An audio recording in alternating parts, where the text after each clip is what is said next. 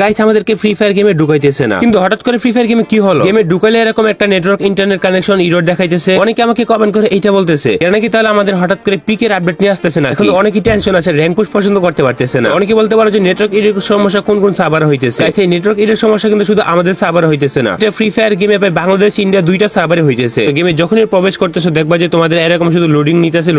আবার অনেকটা দেখাইতেছে যে এরকম করে টাইমিং আউট। তো কথা হইতেছে যে এই সমস্যা ঠিক হইবে কখন? গাইস এই সমস্যা ঠিক হবে খুব তাড়াতাড়ি। এটা জ্ঞানের সাথে অলরেডি কথা হইতেছে। আমাদের আবার উল্টা পাল্টা কথা বলতেছে যে ফ্রি ফায়ার আইডি ব্যান করে দিছে, আবার অনেক আইডি সাসপেন্ড করে দিছে। এমন কিন্তু না, হঠাৎ করে ফ্রি ফায়ার গেমের একটু সার্ভারের প্রবলেম দিছে, কারণে সম্পূর্ণ গেমটার মধ্যে এরকম সার্ভার এরর দেখাইতেছে। জ্ঞানা অফিস থেকে এটা সমাধান করার চেষ্টা চলতেছে। তোমরা যদি মনে করো উলপিক নিয়ে আপডেট চলতেছে, এটা কিন্তু সম্পূর্ণটা ভুল। ঠিক হবে কখন এটার কোনো সিউরিটি নাই। আশা করা যেতেছে যে আধা ঘন্টা থেকে 1 ঘন্টার মধ্যে ঠিক হয়ে যেতে পারে। এবং তোমরা যারা যারা ওয়েট করতেছো ওদেরকে আরো কিছুক্ষণ সময় পর্যন্ত ধৈর্য ধরতে হবে, কারণ এটা অলরেডি 2-3 ঘন্টার মতো হয়ে গেছে যে আমাদের এরকম প্রবলেম হয়ে রয়েছে। গেরানার টিম থেকে কাজ চলতেছে এবং গেরানার টিম এটা নিয়ে অনেক কাজ করতেছে। উলপিক কিন্তু আস্তে আস্তে না সবাই উল্টাপাল্টা নিউজ তোমাদেরকে দিতেছে।